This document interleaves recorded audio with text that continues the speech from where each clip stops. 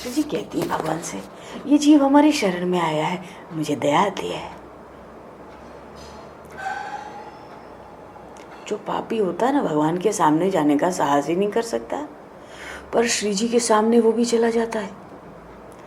रामचरितमानस में भगवान ने कहा ना, पापवंत कर सहज स्वभाव,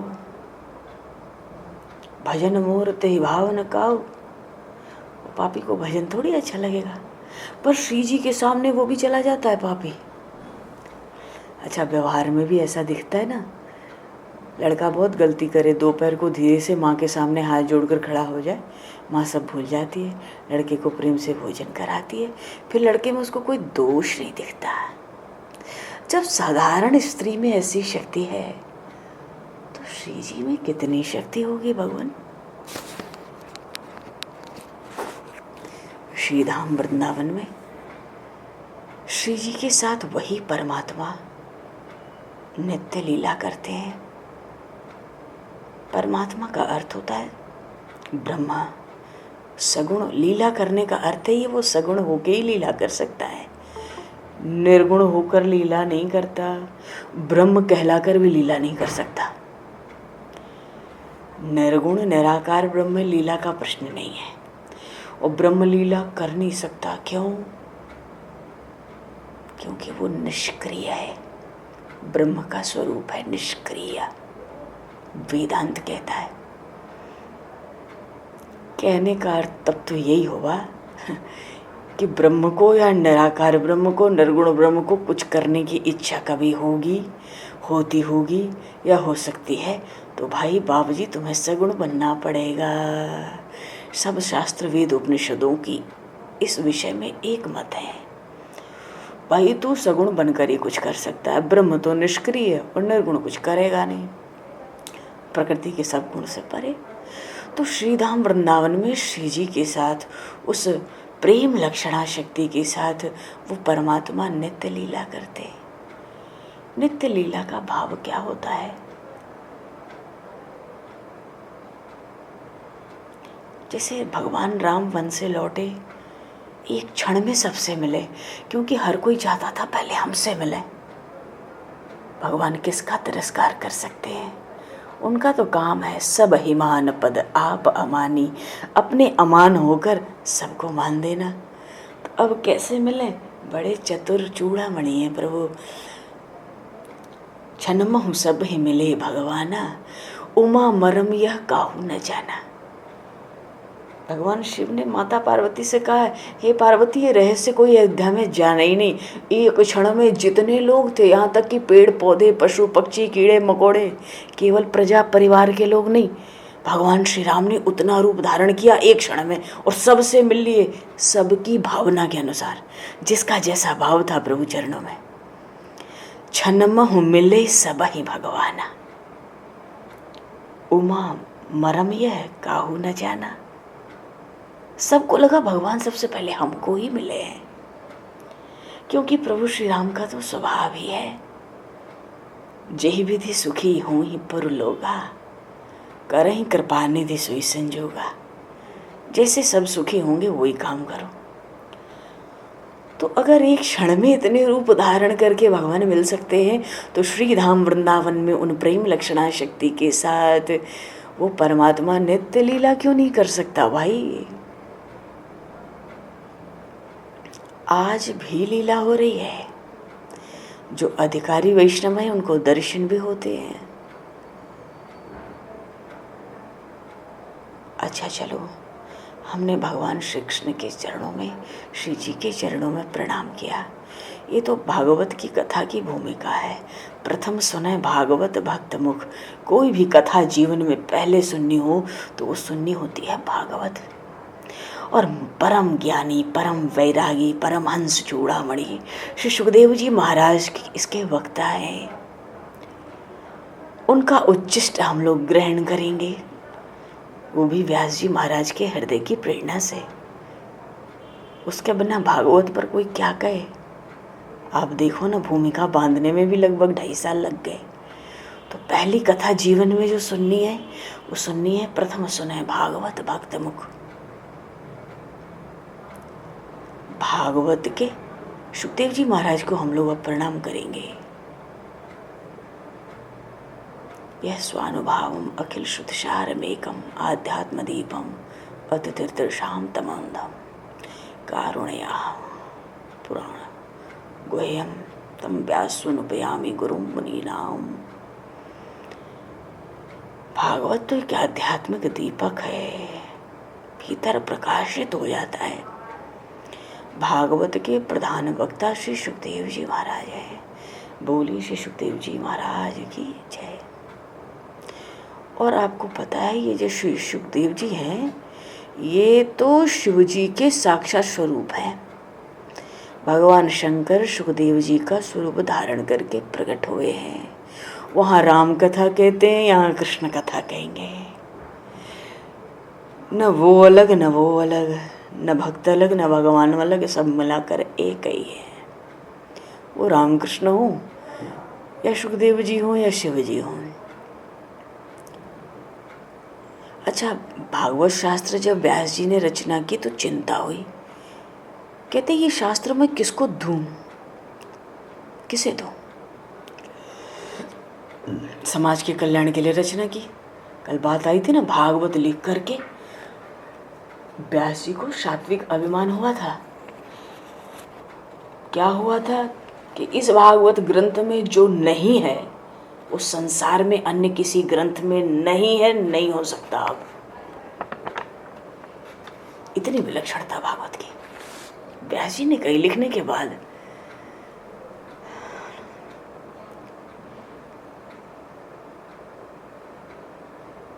देखो, प्रभु से बिछड़े हुए हम जीव उन भगवान के सम्मुख आ सके, इसी उद्देश्य से भागवत लिखा गया। अच्छा, अब इस प्रेम शास्त्र का प्रचार भी वही कर सकता है जो अतिशय विरक्त हो, संसार के जड़ पदार्थों से जिसके अंदर कोई प्रेम न हो। अरे संसार का भोजन, कपड़ा, घूमना, खाना, घोड़ा, गाड़ी, घर, मकान, चेला, गुरु, स्थान अच्छा लगेगा तो भागवत की कथा हो नहीं सकती। वो भागवत का प्रचार नहीं कर सकता। देखो, ज्ञान से श्री कृष्ण का प्रेम श्रेष्ठ है। हम पुस्तक पढ़ के ज्ञानी तो हो सकते हैं, प्रभु प्रेमी नहीं हो सकते। हाँ, अगर प्रभु प्रेमी हो गए तो ज्ञान दृढ़ हो जाएगा। और जब तक ज्ञान स्थिर नहीं होता ना, तब तक जीवन कृतार्थ नहीं होता।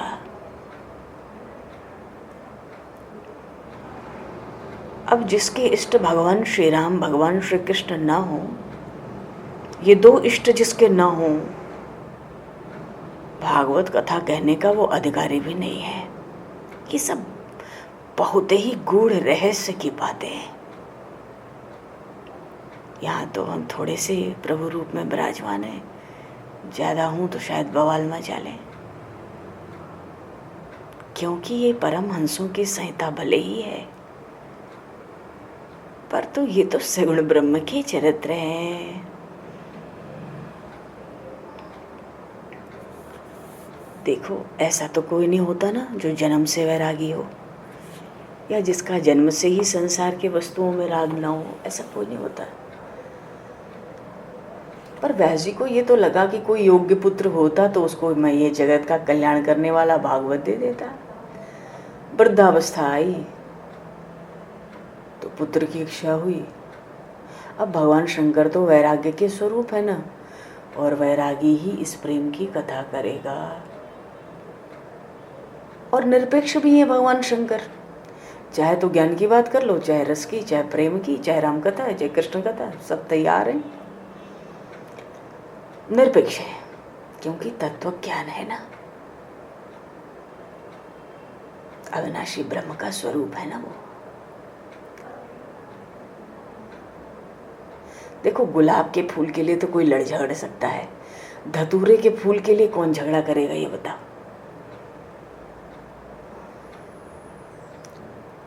पर शिव जी को धतूरे से ही संतुष्टि है। व्यास जी ने शंकर भगवान की आराधना की, भगवान प्रसन्न हुए। तो व्यास जी ने वरदान मांगा, ध्यान से सुनना।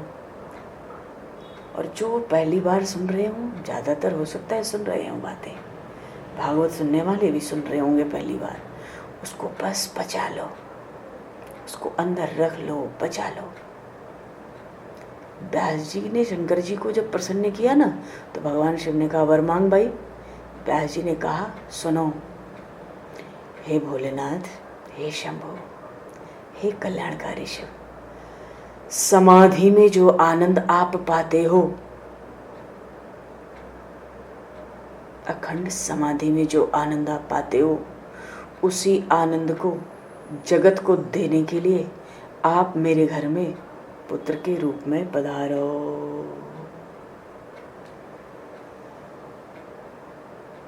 शिव जी को तो राम कथा कृष्ण कथा मिल जाए तो कुछ चाहिए ही नहीं, सर्वस्व है। व्यास जी की पत्नी वाटिका जी को गर्भ रहा, सुखदेव जी महाराज का जन्म हुआ। बोलिए श्री सुखदेव जी महाराज की जय। अब तो भैया क्योंकि शिव जी के अवतार है ना, तो जन्म से ही निर्विकार, क्योंकि शिव जी कोई देवी देवता तो है नहीं, हरिहर में भेद नहीं है, वो तो शिवता तो है, जन्म से ही निर्विकार। जन्म हुआ नहीं कि ज्ञान वैराग्य भक्ति तीनों से परिपूर्ण थे, क्योंकि शिव जी का ही अवतार है वो। 16 वर्ष की अवस्था हुई, माँ के पेट में रहे, जैसे तैसे निकले, निकलते ही घर छोड़ दिया।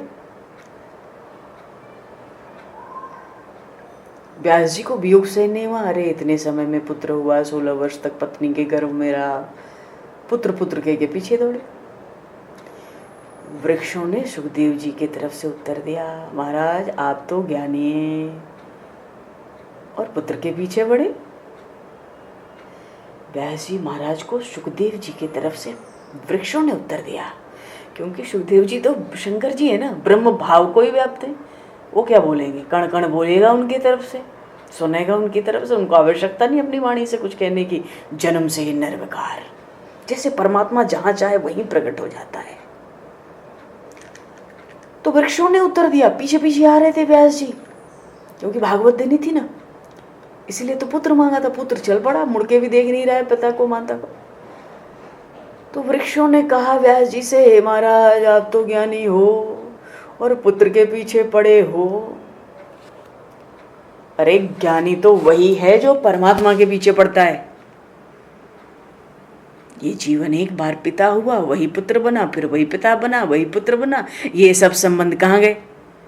बकवास छोड़ो अजी, ये तो वासना के खेल हैं, संबंध क्या है? ये वासना के खेल हैं, इन संबंधों में क्या उलझना है?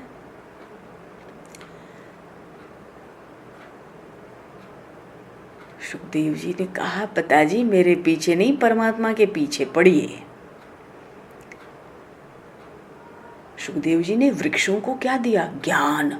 वो बोल पड़े, जैसे ज्ञानेश्वर जी महाराज ने भैंसे के पीठ पे हाथ रखा, उसके मुख पे हाथ लगाया तो वेद मंत्र बोलने लगा। उस दिन से ज्ञानदेव जी संत ज्ञानेश्वर कहलाए, महाराष्ट्र की परम पावन भूमि पे। बोले श्री संत ज्ञानेश्वर जी महाराज की जय। तो ज्ञानेश्वर जी महाराज ब्रह्म भाव को प्राप्त करके 6 वर्ष की अवस्था में भैंसे से वेद मंत्र कहला सकते हैं, तो हमारे सुखदेव जी महाराज जो भगवान शिव के अवतार हैं, और वृक्षों से पिताजी को ज्ञान की बात क्यों नहीं दोहरा सकते हैं? दोहरा दिया, पिताजी मेरे पीछे नहीं, परमात्मा के पीछे पड़िए। वृक्षों को बोध कराया सुखदेव जी ने, कौन किसका पिता कौन किसका पुत्र। वासना ही पिता बनाती है और वासना ही पुत्र बनाती है। तब देखो, जीव का ईश्वर के साथ का जो संबंध है वही सच्चा है, अन्य सब संबंध झूठे हैं। एक पलक की देर, एक झटकाल झपट्टा देता है, दिन में 12,000। मूर्ख नर चेते नहीं।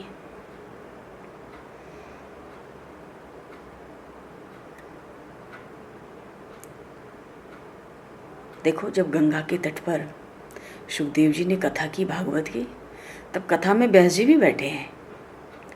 उनको कथा में आनंद आया, पुत्र के रूप से कथा सुनी। अब बाद में सुखदेव जी गुजरात गए, नर्मदा का तट लिया, अभी भी वहाँ रह रहे हैं। और नर्मदा का तट तो ऐसा दिव्य है ना, कोई देवता हो, कोई ऋषि हो, अरे ऐसा कोई नहीं जिसने नर्मदा के तट पर तप न किया हो। माता नर्मदा शिव कन्या है। ये पानी नहीं है, नर्मदा जी में जल नहीं है, क्या है जी? साक्षात ये ब्रह्म विद्या है। तब भी तो सब ब्रह्मचारी वहीं बसते हैं। माँ नर्मदा भोग देती है, मोक्ष भी देती है। उसी तट पे सुखदेव जी विराजमान है। व्यास जी से कहा उन्होंने कि इस तट पर मैं बैठता हूँ, सामने तट पर आप बैठ जाओ, और पिताजी दूर से मुझे देखिए, परंतु ध्यान नारायण का कीजिएगा, मेरा नहीं। देखो एक बात है, कुछ भी कह लो, भगवान का ध्यान की अगर आदत हो जाए ना, पाप छूट जाते हैं। और पाप का छूटना जरूरी क्यों है? पाप ना चाहते हुए भी हम करते हैं, हमारा अनेक जन्मों का आदत पड़ा है। और फिर जो भक्ति नहीं करेंगे वो तो पाप करेंगे, निश्चित है। सुखदेव जी महाराज परमात्मा का ध्यान करते करते नर्मदा के रूप पे, परमात्मा के तट पे, परमात्मा के स्वरूप में ही हो गए। चिरंजीव है, साथ है ना, अश्वत्थामा बलर्व्यासो हनुमांश्च विभीषण कृपः परशुरामश्च सप्तैत चिरजीविनः। अश्वत्थामा, कृपाचार्य, व्यास जी सब नर्मदा के तट पर है। अरे व्यास जी महाराज सुखदेव जी महाराज के चरणों में बार बार वंदना कर रहे हैं। तम सर्वभूत हृदयम मुनिमान तोस्मि। पुत्र को ही गुरु मान लिया, सुखदेव जी को ही व्यास जी ने गुरु मान लिया। भगवान के अवतार हैं, कल अवतार हैं व्यास जी महाराज, और रामकृष्ण का भी अवतार लिया तो शिव जी को ही गुरु माना था, तो अब सुखदेव जी को मान लिया। बात एक ही है। शिव जी भगवान रामकृष्ण की भक्ति का प्रचार करते हैं, भगवान श्री राम भगवान श्री कृष्ण शिव जी पर भक्ति कराते हैं, क्योंकि दोनों में भेद नहीं है। कितनी भी भक्ति हो, भेद बुद्धि रहेगी तो कितने बड़े भजनानंदी हो जाएं, बात बनेगी नहीं। हरि शरणम। तो भागवत क्या है, एक शब्द में समझना है। भागवत का अर्थ है श्री कृष्ण का महात्मा, प्रभु श्री राम का महात्मा। चलो एक प्रसंग और सुनते हैं हम लोग। ये तो भागवत की कथा की भूमिका प्रभु बांध रहे हैं। 88,000 ऋषि ने ब्रह्म सत्र किया। एक यज्ञ होता है, एक सत्र होता है। यज्ञ में एक यजमान होता है, सत्र में सब यजमान होते हैं। 88,000 ऋषि सत्र किए। ब्रह्मा जी से कहा हम सारा दिन भक्ति कर सकें ऐसी पवित्र सात्विक भूमि बताओ।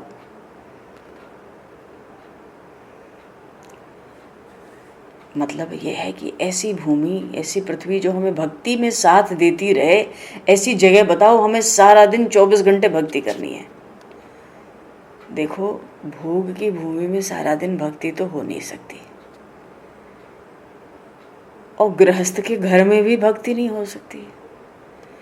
क्यों? गृहस्थ के घर में ना काम के जो परमाणु है ना घूमते रहते हैं। गृहस्थ के घर में विषमता रहती है, घर में राग द्वेष बना रहता है, कुछ न कुछ बैर वासना की परछाइयाँ पड़ती रहती हैं। घर में रहने पर भी जाने अनजाने पाप होते रहते हैं। इसलिए 88,000 ऋषियों ने ब्रह्मा जी से कहा ऐसी जगह बताओ जहाँ अनायास 24 घंटा भक्ति हो। और ब्रह्मा जी ने एक चक्र दे दिया, बोला चक्र के पीछे जाओ, जहाँ चक्र रुक जाए तुम लोग वहीं बैठ जाना। अब ये मनोमय चक्र था, मन से कल्पित। नैमिषारण्य में बिल्कुल शांत हो गया, ऋषि भी वहीं बैठ गए। अब वहां गोमती गंगा का तट, नैमिषारण्य की शांत भूमि। ऋषि 88,000 ऋषि ब्रह्म सत्र करने लगे। सबके आचार्य प्रधान हो गए शौनक जी। अब इसी ब्रह्म सत्र में सूत जी पधारे थे। सबने सूत जी का सम्मान किया। सब ब्राह्मण हैं, सूत जी शुद्ध हैं, पर कथा कहेंगे व्यासपीठ से। ये भगवान की कथा की महिमा है। आज शौनक जी ने सूत जी से एक बड़ा सुंदर प्रश्न किया। क्या किया कि बहुत पढ़ते हैं, स्वाध्याय करते हैं और सामान्य किताबें भी भगवान की पढ़ते हैं, बड़ा शब्द ज्ञान बढ़ता है, पर शांति से बैठ के भक्ति नहीं होती।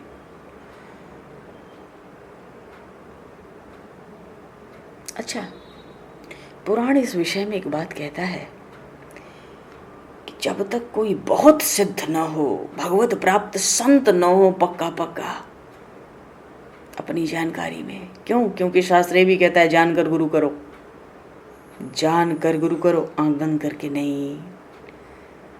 तो जब तक कोई भगवत प्राप्त महापुरुष न हो,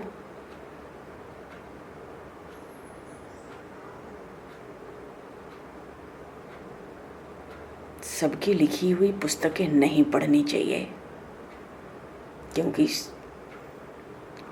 और धर्मात्माओं में, व्यक्तियों में बहुत से दोष भी होते हैं, वो निश्चित रूप से हमारे विचारों में आ जाते हैं या हमें पता नहीं पड़ती। तो जब भी कुछ पढ़ें तो बिल्कुल उच्च कोटि का पढ़ें। भगवान राम जब दरबार में बैठते थे तो वशिष्ठ जी पुराण की, शास्त्र की, वेद वेदांत की चर्चा कथा करते थे। वनगमन में जब श्री किशोरी जी, लखनलाल जी व्याकुल होते किसी भी विषय पर, तो प्रभु श्री राम इनको कथाएं सुनाते पुराण की। भगवान शिव ने भी माता पार्वती को शास्त्र सम्मत कथाएं सुनाई। इसका भी जीवन में विशेष ध्यान रखना चाहिए, खासकर उनके लिए जो भक्ति के मार्ग में है। बातें सुनना अलग चीज़ है, किताबें पढ़ना लिखी हुई ये एक अलग विषय है। अच्छा, किसकी किताबें पढ़नी है यहाँ बताया है, सूत जी बता रहे हैं। जिन ऋषियों को परमात्मा के प्रत्यक्ष दर्शन हुए हैं, जैसे हम रामचरितमानस पढ़ते हैं, हमको पता है गोस्वामी जी को प्रत्यक्ष भगवान राम के दर्शन हुए हैं। संत है महाराज वो। जिन ऋषियों को प्रभु का साक्षात्कार हुआ है उन्हीं का हृदय शुद्ध है, उनकी लिखी हुई पुस्तकें पढ़नी चाहिए। ऐसे व्यक्ति विशेष की लिखी पुस्तकों से उस व्यक्ति विशेष की बुद्धि का दोष निश्चित आएगा, पता नहीं पड़ेगा, हम चाहे जितने भजनानंदी हों। पर लेखनी बहुत विलक्षण और अलग चीज़ है। जिसको भक्ति में आगे बढ़ना है, सदग्रंथों को ही पढ़ना चाहिए। सुने हम सब कुछ, पर पढ़ें सदग्रंथ। अच्छा जी, ये बात सूत जी ने कही, जिसको भक्ति में आगे बढ़ना है और सदग्रंथ की प्राप्ति न हो तो इधर उधर की पुस्तकें पढ़ने से अच्छा है शांति में बैठ के भगवान के नाम का जप, ये ज़्यादा अच्छा है। सूत जी ने बताया।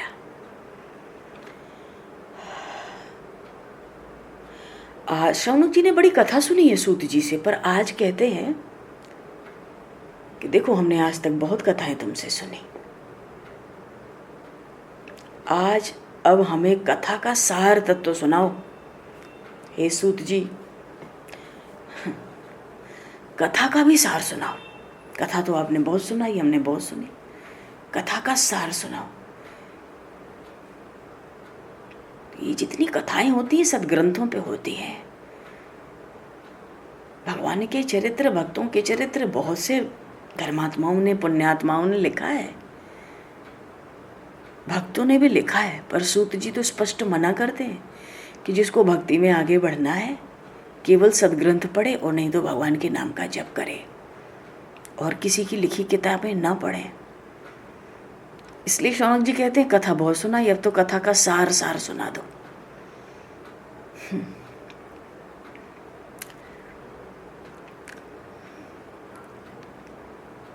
अब जैसे भगवान श्री कृष्ण को माखन मिश्री प्रिय है, अगर ध्यान दो एक दूसरे से बातें जुड़ी रहती हैं, कभी कभी खुल के कह नहीं पाते कि इसी बात के लिए ये बात कही जा रही है। संकोच रहता है, क्योंकि सुनने वाले भी तो सब भगवान ही हैं, प्रेरणा करने वाले भी वही हैं। तो कभी कभी कोई बात रखने में भी बड़ा संकोच होता है। जैसे भगवान श्री कृष्ण को माखन मिश्री बहुत प्रिय है, लाला को और कुछ भाता ही नहीं उस रूप में। तो माखन क्या है? दूध का सार तत्व है। ऐसे ही जो भगवान रामकृष्ण की सेवा करते हैं ना, वो वैष्णव सार भोगी होते हैं, क्योंकि भगवान ही सार लेते, वैष्णव भी सार भोगते। कैसे? मानो सेर दो सेर दूध पीने से अच्छा है 1-2 तोले माखन खा लो।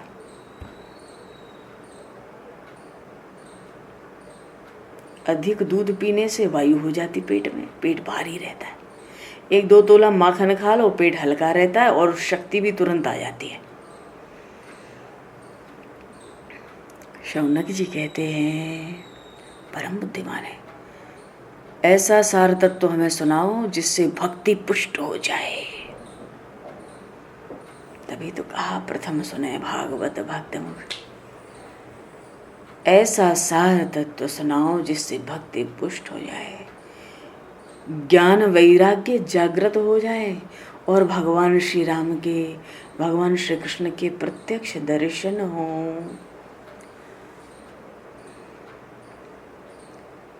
अच्छा, अब प्रत्यक्ष दर्शन पे तो खेल बहुत है ना। वेदांत कहता है परमात्मा का दर्शन आँख से नहीं होता। देखने की शक्ति आँख के पास है, पर इस आँख की शक्ति से परमात्मा नहीं दिखेगा। क्यों? अरे, जिन प्रभु ने आँखों को देखने की शक्ति दी है, वे आँखें भगवान को देख नहीं सकती। पर वेदांत का सिद्धांत है, ईश्वर दृश्य नहीं है तो कैसे दिखेगा? वेदांत का सिद्धांत क्या है? ईश्वर दृश्य नहीं है, ईश्वर तो दृष्टा है। इसलिए वेदांत कहता है इस आँख से नहीं दिखेगा, क्योंकि जो दिखता है दृश्य है वो तो क्षण क्षण बदल रहा है, नाशवान है, क्षणभंगुर है। और परमात्मा नाशवान और बदलने वाला थोड़ी है, वो कैसे दिखेगा? दिखने वाली चीज़ तो नाशवान है, परमात्मा इस आँख से नहीं दिखेगा। वेदांत ने अपना सिद्धांत रख दिया, दिखने वाला नाशवान है, परमात्मा नहीं दिखलाई देता। पर वैष्णव सिद्धांत क्या कहता है? भक्तों का, प्रेमियों का सिद्धांत क्या कहता है? देखो, बात ठीक है वेदांत की, हम लोग सहमत हैं, लेकिन भक्त में जब भक्ति के प्रेम का आधिक्य बढ़ता है ना, तो भक्त दृश्य नहीं रहता, दृष्टा बन जाता है। और भगवान जो दृष्टा है ना, वो दृश्य बन जाते हैं।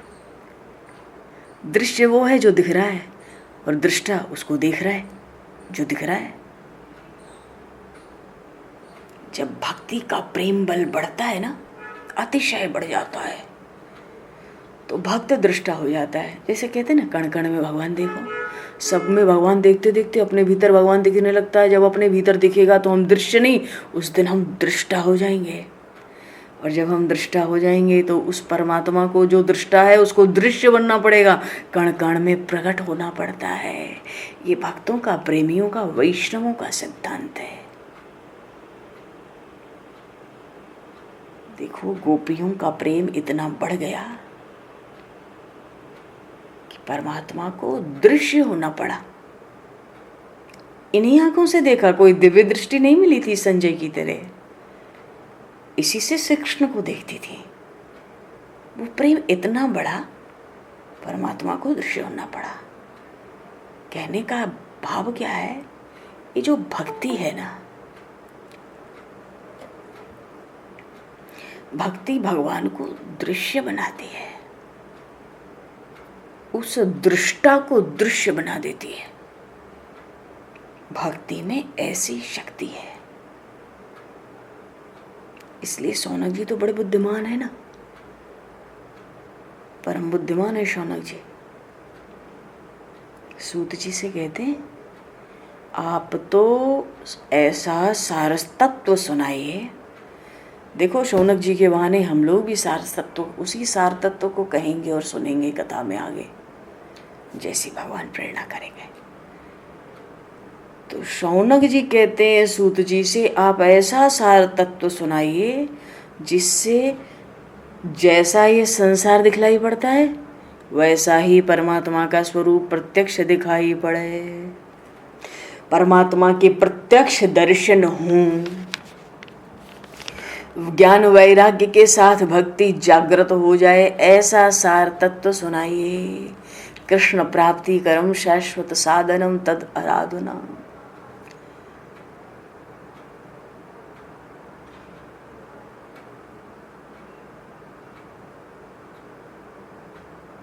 इसलिए कथा सुनने के बाद, कथा कहने के बाद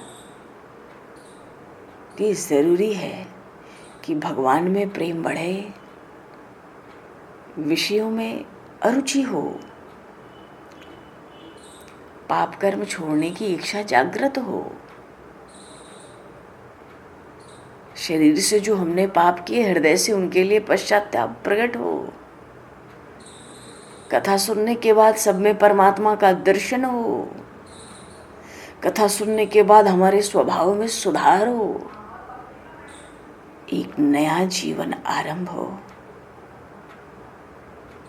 तब ये जानना कि हमने कुछ कथा सुनी है।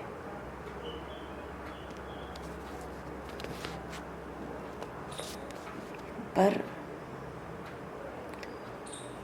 वो कथा कैसे सुननी चाहिए,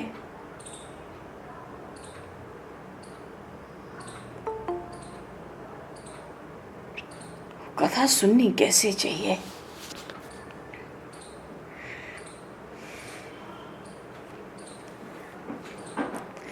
पहले तत्व का रहस्य नहीं मालूम पड़ता है, आगे आगे आता है, प्रकट होता है। सूत जी ने कहा बहुत काल सत्संग करने के बाद कथा सुननी चाहिए। जिसने बहुत समय तक सत्संग न किया हो नियम से नित्य, वो कथा सुनने का अधिकारी नहीं है। कथा सुनते समय कुछ और क्रिया न करें, भगवान में मन रखें। अब हाथ को, शरीर को दो जगह रख सकते हैं, अपने काम धाम में या भगवान की माला हाथ में हो। तो सूत जी कहते हैं हाथ में भगवान की माला हो तो उस कथा का बहुत विलक्षण प्रभाव पड़ेगा, समय पाकर पड़ेगा। और कथा का पूरा पूरा आदर ऐसे ही बनता भी है। हाथ में माला आ जाए, देखो नाम जप का कैसा अभ्यास होता है, 1 घंटे में नाम का अभ्यास होने लगता है, बहुत तेज।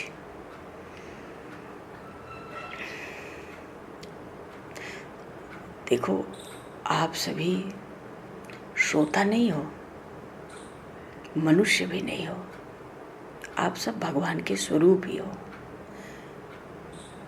और हम भगवान के सामने ही बैठे हैं। अधिक कथा सुनने की आवश्यकता किसको है? सब भगवद रूप हैं, इसलिए आप सब का जीवन दिव्य है, आप सब भक्तिमय हैं। फिर भी भक्तजन प्रेम भाव से ही कथा सुनना चाहते हैं, रुचि रखते हैं। अब रुचि होती है कि कथा सुने। बहुत दिन से प्रेमी लोग 6 महीने से आग्रह कर रहे थे, ये कथा को सुनाओ, वो कथा को सुनाओ। अरे मेरे हाथ में नहीं है कुछ कि मैं सुनाऊं। ये भी नहीं पता रहता वो समय आएगा कि नहीं आएगा, कब आएगा। पर देख रहे हैं 6 महीने से कुछ लोग कहते थे समय आ गया, पता नहीं कब आ गया। अभी तो कथा की भूमिका ही बन रही है। तो मन को पवित्र करने के लिए हम इसलिए कथा नहीं कहना चाहते कि आप कथा सुने। आप सब भगवान के स्वरूप हैं, आप सब खूब कथा सुने, खूब कीर्तन किया है, खूब जप करते हैं, खूब नियम से रहते हैं, संत चरणों की शरण में रहते हैं। आप सबका जीवन धन्य है, आप सब भक्ति से परिपूर्ण हैं, प्रेम भाव से परिपूर्ण हैं। फिर भी अपने मन को पवित्र करने के लिए अपनी यथामति यथाशक्ति जो कहते हैं उसी से कथा कही जाएगी। क्योंकि संसार का वर्णन करते हैं तो जीभ रोती है, और जब भगवान के मंगलमय स्वरूप का, गुणों का वर्णन होता है तो हमारी वाणी निर्मल हो जाती है। मन विशुद्ध होता है।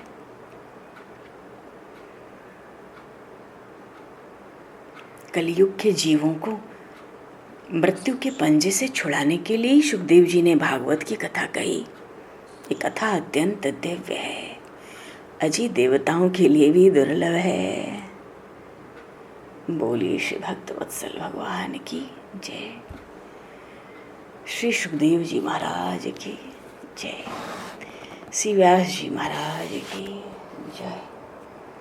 सब संतन की जय, सब भक्तन की जय, सद्गुरुदेव भगवान की जय। समय को दृष्टिगत करते हुए आज यहीं पर वाणी को विराम। वाक्य पुष्पांजलि प्रभु के श्री चरणों में सादर समर्पित।